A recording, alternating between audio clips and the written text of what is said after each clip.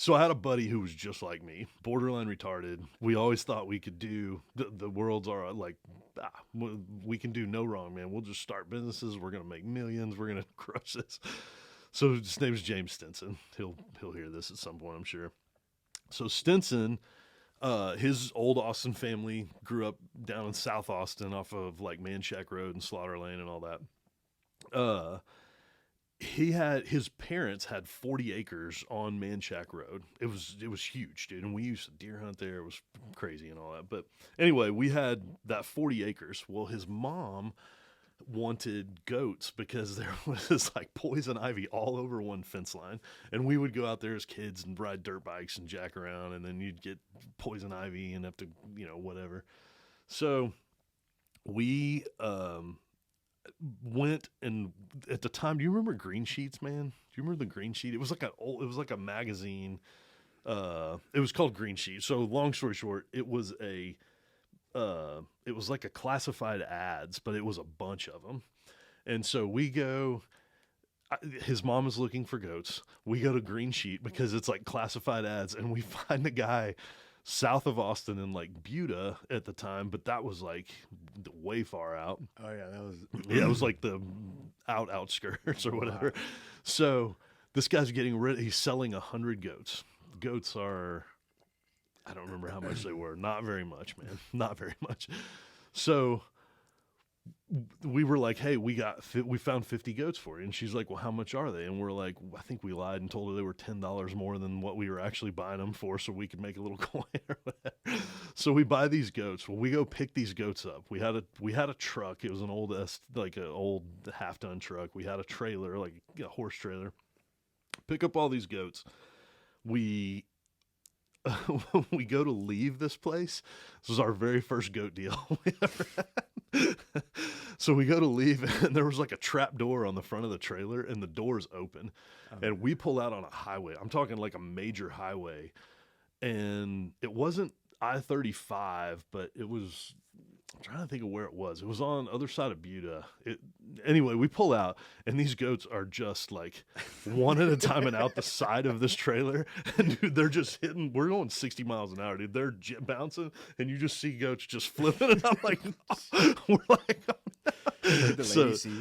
for sure she did. Yeah. Dude, they were shutting down the highway. I mean, dude, it was bad. We ended up keeping like 60 of them. We couldn't find 40 of them. They just ran off, and they all made it. I mean, there was like probably 10 of them dead on the highway, and it was a bad deal, dude. It was real bad, dude. They had like DPS on horseback trying to like rope goats off this highway, and we shut it down. It was a real bad look, but. Anyway, all that to say, that was our first goat deal. But my point to that is we got the goats, we sold them, we made a little bit of money on them. They were like $65, and we sold them for like $100 or something like that. What's a goat cost nowadays, Brock? I bet Brock's my grok. We'll look that up. Brock is the grok. How much is a Spanish nanny goat? Is that what it was? Yeah. We sold Spanish goats and boar goats, so all meat goats. What's the difference in goats? Man, there's a big difference in them. There's meat goats. There's dairy goats. I could go down some goat knowledge. You want to get into some goat?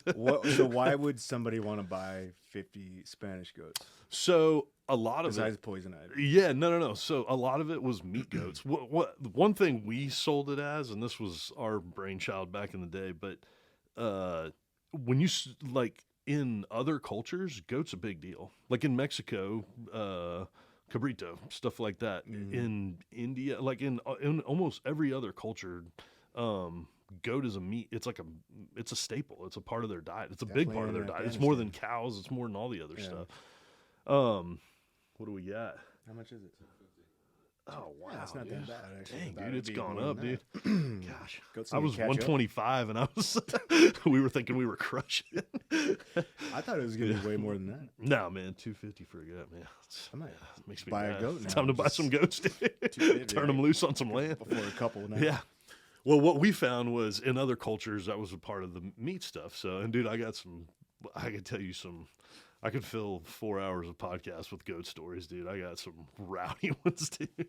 But anyway, we would sell these goats, and what we ended up doing after we did that, we were like, Well, dude, we made money on that. So we started doing that. We started putting ads in the classified ads in the green sheet saying, hey, we got goats for sale. They're $100 a piece. And we had this old guy out there that's selling for $65 a piece. So we were like, if people want 100 of them, we'll go buy him out and we'll sell these guys 100 goats and make $35 a head. And we're going to be rich. So anyway, did all that. That was the start of the internet stuff. So we started a website, and I say we, it was really Stinson's brainchild. I was a part of every one of the deals, and I was a part of all of it. But we would sell goats, and what we did was we started a website called goatdealer.com in like '03 or something like that. Maybe it might have been '02. Think of all the URLs that were available back then. Oh, yeah, we settled on goatdealer.com. That's actually pretty. Do you still own it? Do you still own the URL? I do know the guy that owns it, though, because he swears we're going to make a movie of this at some point and do something rowdy. But anyway, we did the goat dealer thing, and we started getting like legit orders, and we were crushing at the time, which to us was crushing. We weren't really crushing, but we would sell a semi load of goats. It was like 400 goats would fit on a semi. Well, we were making $40 a head on these goats. And all we were doing was piecing this whole deal together. That's why we called it Goat Dealer, because we were like, we don't own any goats. We've never actually owned a goat, but we would put the deal together because the rancher has no idea how the internet works. Like, I remember this Terry Hudson guy would like take pictures with a digital camera, and he'd be like, well, where do you put this camera in the computer? I'm looking at it right now. And we're like, you don't put the camera in the computer. We're like, dude, just let us sell the goats, man. And so he's like, I got these two idiots out of Austin that are buying all of my goats. We'd buy 400 a week. And he's like, Jesus, these idiots are buying all of our goats. And he was going to an auction barn and buying them for $50 to $65 a head and selling them to us for $100. And he's like, these two idiots out of Austin are buying all of our goats. And me and Stinson were like, we're not doing anything. We're posting them online for $125 a head. And all we do is call you and say, hey, the semi is going to be there on Thursday at 4:00. Can you load those 400 goats on the thing? And then we'd get a wire for the money, and we weren't doing anything. Brilliant. That's how we were doing it. 400 a week? Yeah. And we were doing way more than that at one point. I don't remember the number. I wish I could probably figure it out. Where were they going? Like just all over the country? Yeah. Where we made a lot of money was in like New York. There were farmers that would raise goats. And at one point we asked the guys, we were like, what's the deal on, like, why are you buying so many of these goats? And that guy, he was selling them across them. No, dude, what he was doing, it was actually a great idea. There's a bunch in New York City, like in the super like Islamic neighborhoods and stuff like that. Well, they had like halal meat shops. So he would sell like 2 goats a day, which would be like 12 a week or something like that, 6 days a week, where they would butcher 2 a day, and then they would hang the whole thing, and you could come in and be like, I want the hams on that, or the quarters, or I want a whole goat, or whatever it was. So they were just buying them and pasture raising them, and then they were butchering them and putting them in these little meat shops all over like Harlem, all over everywhere. The guy had like 30 little meat shops, and it was like a third world country over there in New York, parts of it. This is like gun running with goats. It is, dude. This is nuts. Oh yeah. No, I could tell you there's some other stories. Like it's hilarious how it started too. The goats. Yeah, no, it was wild. It was wild how it all started. So we did that for years. The reason we knew we were the #1 goat sellers in the nation was if you sold them across state lines. So back up. So to send them across state lines, you have to have them scrapey tagged, which means a vet had to like check them for I was gonna ask you. disease and stuff like that. If you're selling them in Texas or Texas to Mexico, they were like, no, whatever you want to do. So in like 07 or something like that, I'm guessing it was 07, we sold, it was like 27,000 or 37,000 goats. And that was based off of the numbers. Like the USDA would give you numbers at the end of the year. Or 2007. Yeah, 2007. Wasn't that long ago. But. Wasn't that long ago, yeah. So they would give you numbers, and we could tell, maybe they wouldn't give us numbers, but we could go in and see, hey, we had 27,000 goats scrapey tagged, because the vet would have to check them out and pull blood and stuff like that, just on a couple of them. And if the herd was healthy, they'd be like, yeah, cool. And then you'd ear tag them with a little metal tag that had an ID so you could tell the ranch they came from, because they were always worried about diseases, something coming in that was, spreading to another state or whatever. So anyway, we sold a bunch. And what was crazy about that was I remember like looking at it at the end of the year and being like, that's wild that we sold that many goats, because we had blown all the money we had made on just stupid stuff, partying and doing dumb stuff. But also B, we were like, it's crazy because we sold that many goats, but we've never actually technically owned a goat. Like, we don't own a goat. I was going to ask. Yeah, we don't own a goat. Like, we would literally, they would wire half of the money to us, and then we would wire half of the money to the rancher. And then that guy would be like, hey, those goats are en route. We'd call Bryce Bowie, the trucker guy, and be like, hey, are we looking good, man? Are all the goats on there? And he's like, yep, loaded down. I'm heading to Oklahoma or whatever. And we'd be like, cool. Then we'd wire him the rest of the money. And then as soon as they'd show up at the ranch, the farmer would be like, yep, looks good. I'll wire you the rest of the money. You had to be laughing telling the story back then. Oh, it's wild, dude. How do you afford all this shit? Yeah. No. You won't even believe me Goats, if I baby. told you. That's insane. Yeah. So, and we got in because we got known for it on the internet. So then, like, we did government contracts with our government. Like, we sent goats to Martha's Government Vineyard. goat contracts? Martha's Vineyard, dude. We sent 250 goats there. Same deal, poison ivy. They wanted like control of some area that was just overspread with it, and they couldn't get it. They had gone in and like weed whacked it or done whatever they could do, but you didn't get the roots up. So because you don't pull the roots up, it comes back next growing season or whatever. Right.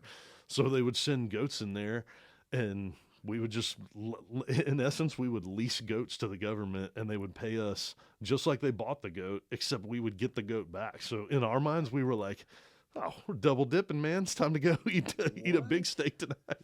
That's such a government thing to do, too. Yeah, that's exactly what it was. So we did that for years. Why'd you sell it? So this is maybe for another podcast, because dude, this story could go on for a long time. You want to say it? The reason we sold it, I'll tease it by this, and then we'll have to do another podcast on GoDealer.com. The reason we sold it was we weren't messing around with cartel guys, but we were doing a lot of stuff in Mexico. So the stuff we were doing in Mexico was with some cartel guys, and we weren't being shady, but we were doing some weird moving around of stuff. We decided it was time to, in essence, kind of stop doing the Mexico stuff. And we were like, but the money was so good. So we would buy lame goats. We had a standing order. We would pay like a broken leg goat or whatever it was. So we would buy them, whatever it was. If it was breathing, we would buy it. What we had was there was a kill plant in Mexico City, the Blue Diamond kill plant. And it wasn't in Mexico City. It was in Musquiz or some town that was 3 or 4 hours into Mexico, 2 or 3 hours into Mexico. That place would buy any goat. If it was breathing, they would pay, I think it was 50 cents a pound, like live weight. And so when these farmers and ranchers bring their sheep with a broken leg to the sale barn, they're just like, if I get $10 for it, it's better than it dying out behind the barn. What's a goat weigh?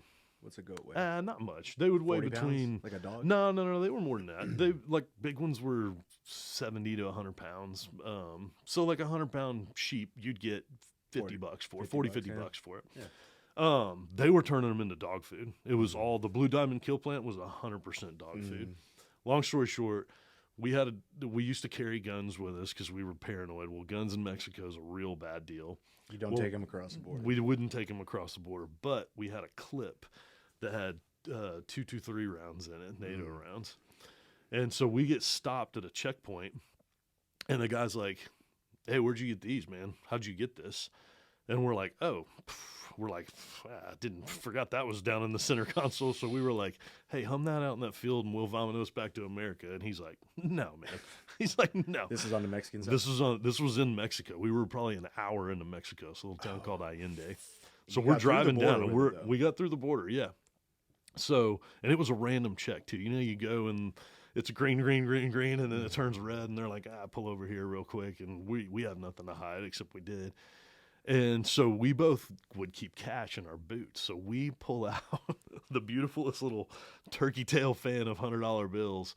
It's like a couple grand. And we're like, hey, dude, hum that clip out in that field. We'll vomit us back to America. You'll never see us again. We were like, screw these goats. You can have these goats. Like, we were like, just let us out. And the guy's like, nah, man, this is way bigger than that. So they kept it ended up being bad. We spent 4 days in Piedras Negras at the jail. My wife now is who drove down and picked us up out of this jail. What was that like? Oh, dude, it was not good. Tell me, because I've always wondered. I've heard of friends that have had to go down there. And it was bad. Tell me what it's like from after they arrest you.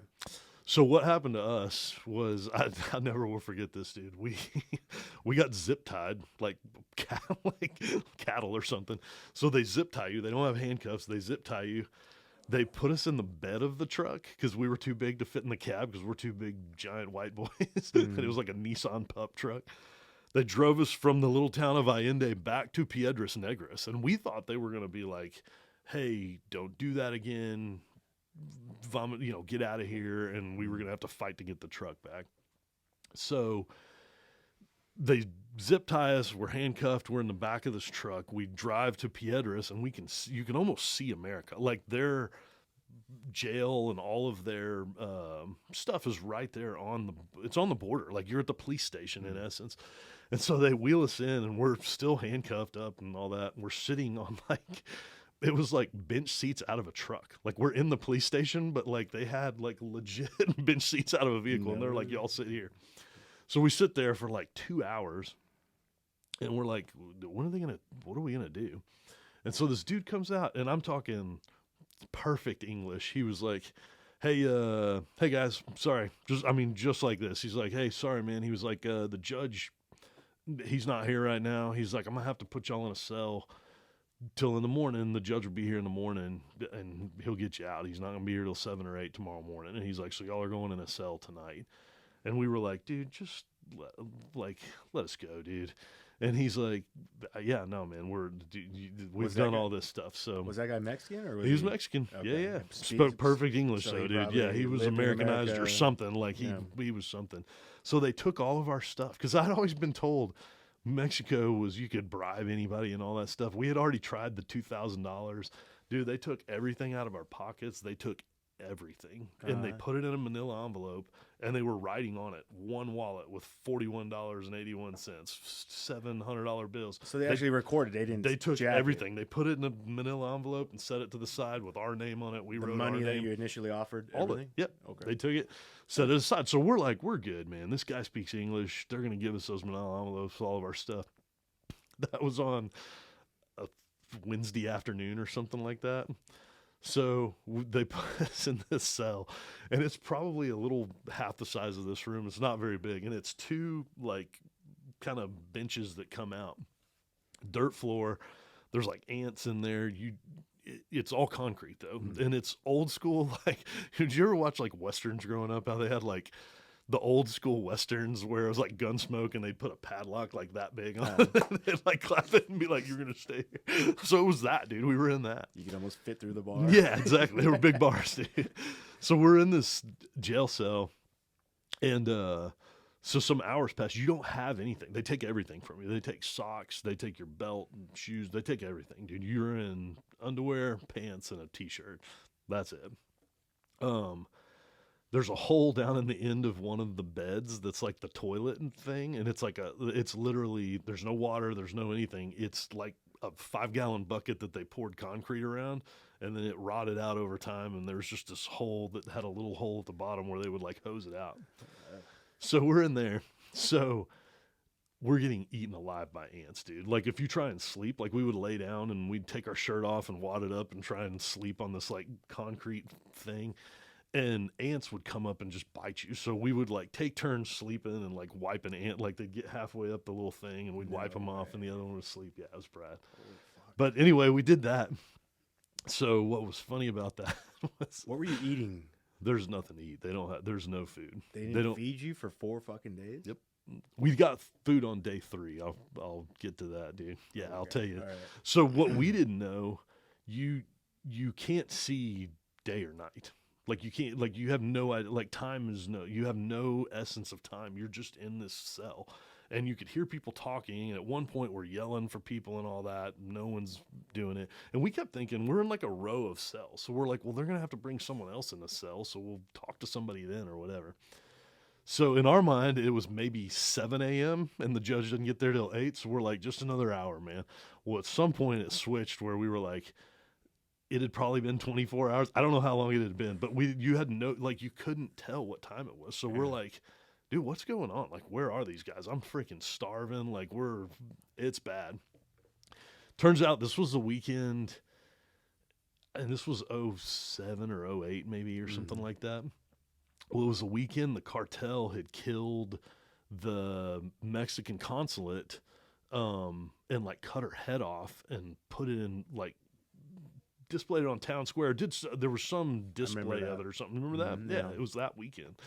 So the way it works, they told us, is the Mexican, like when an American goes in jail on the Mexican side, in essence, they say, hey, we have an American in our prison system, whatever. And so then America says, cool. They call the consulate there and they say, hey, go check this out, try and get this guy out, figure out what it is and all that stuff.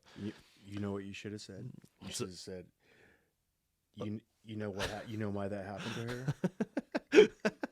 This guy. Because we're sitting in this cell right now. Wouldn't have happened, boys. Just saying. You could have stopped this. Your ball was in your court. You really screwed up.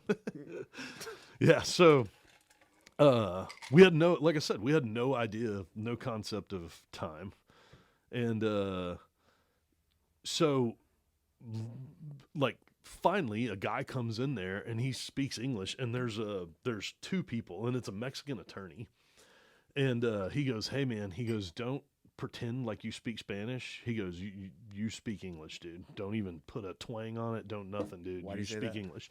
And he was basically like, y'all are just stupid Americans that didn't know the Mexican rules. He was like, if you start trying to act like you speak the language and you kind of know some of this stuff, they're going to be like, well, you knew better than to have 2-2-3 rounds, which later on I found out, like, the NATO round, the 2-2-3 was, or 5-5-6, whatever. Well, that was, like, in Mexico, if you have that, that means you held up a federale or you took it from somebody. They have no concept of, no, man, I went across the border and I could buy them at the academy right there. They're like, no. They're like, no, you killed you got these from somebody who's corrupt in our government, or you stole them from, police or something like that. No concept of it, dude. You couldn't explain, like, no, there's an academy. You can almost see it. Like, you can go buy them right there. They're like, no.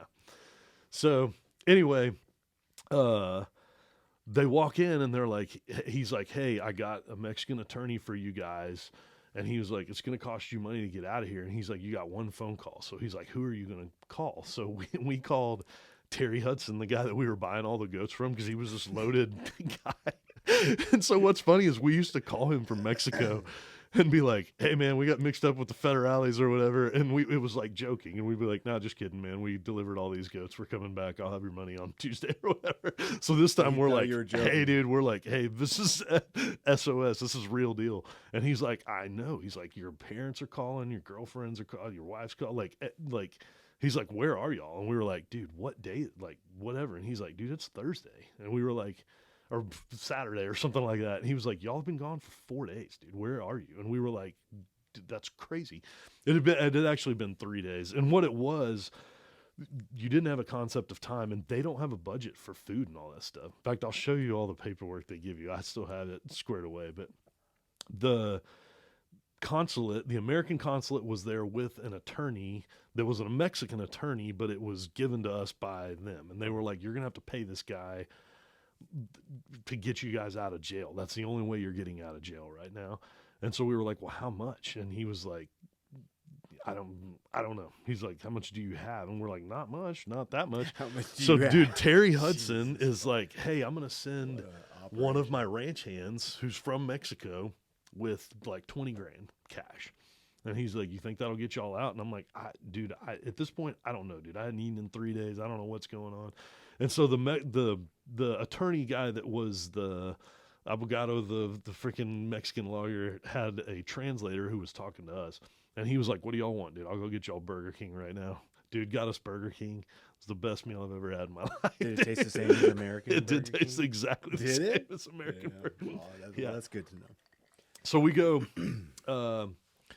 eat our Burger King, and he's like, "Hey, I'll have y'all out of here." And he comes back in probably 4 or 5 hours later. It felt like an eternity, but anyway, he comes back in and he goes, "Hey, it's going to cost $8,000 to get y'all out." And he goes, "I got $7,000." He's like, basically, it's $3,500 a person to get y'all out, and then I need another grand to tip him to move your paperwork to the top of the pile so you can get out soon. And we're like, "Hey, dude, pay that guy $2,000, bribe him." And the guy was like, "There's no bribes in Mexico, man. This is all, there's no bribes in Mexico." He's like, "Just tips." He's like, "You're tipping him to move your paperwork That's the to name the of top." this podcast. Yeah. So I'm like, "Cool, we'll tip well." So anyway, our paperwork gets moved to the top.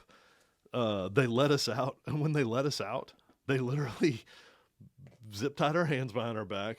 They go in there, they open up that manila envelope, and they're like, "Hey, so you had $700 bills," and they count them all out, and you're like, "Yeah, that's all mine." And they literally like put them in your hand, like behind your back. So we're holding our manila envelopes, and we're like, "Where's our truck and the goats and all the stuff?" And they were like, "Oh, you're gonna have to come back to try and get that back. That's custody right now. That's part of it. We that's never what I got that heard. truck back." Yeah, that's Ever. what I heard. So That's how they get the benches for the seats. that's exactly right. That's how we had a place to sit. Yeah. So we did that. We got out. We walked across to like a Golden Chick and got like a 20-piece like chicken tender thing. Crushed that for 3.5 hours till, at the time, Stinson was married, so it was his wife and my girlfriend, who's my wife now, drove from Austin the 3.5 hours to Eagle Pass to pick us up. And we looked like two homeless dudes just hanging out in front. And we had everything from the truck. So they had like emptied the center console. So we had like a box with all this paperwork and goat tags and dog collars and all this dumb stuff. So anyway, we got out. They took us back, and that was the end of GoatDealer.com. We were both like, "Dude, I'm out on the goat stuff." And we did a couple other like deals, but we were done with Mexico, and that kind of was the end of it. And to be fair, at the time, sale barns were catching on to what we were doing, and so now, like, if you want to buy some goats, you can call the San Angelo sale barn and say, "Hey, I'm looking for 50 bred Spanish nanny goats, and I want them to be 4 years older and younger, and I want them to be pregnant, and I'm not willing to pay more than $180 for them," or something like that. You can say that. They'll put a buyer there for you. They'll buy them at whatever market rate is that week. Who are they, and how do they have authority? So the sale barns, the people that the sale barns. yeah, That's the what- sale okay. barns Like caught an on to auction. what we were doing. Yeah, the Okay, auctions, okay, cattle okay. auctions and stuff like that. So they caught on to what we were doing, and we knew it wasn't gonna be long lived, but we pioneered Goat Dealer. Dude, it's fucking incredible. How many years was it total? We did it probably 5 years, 5 02 years. to 07, 08, something like that, 5, 6 years.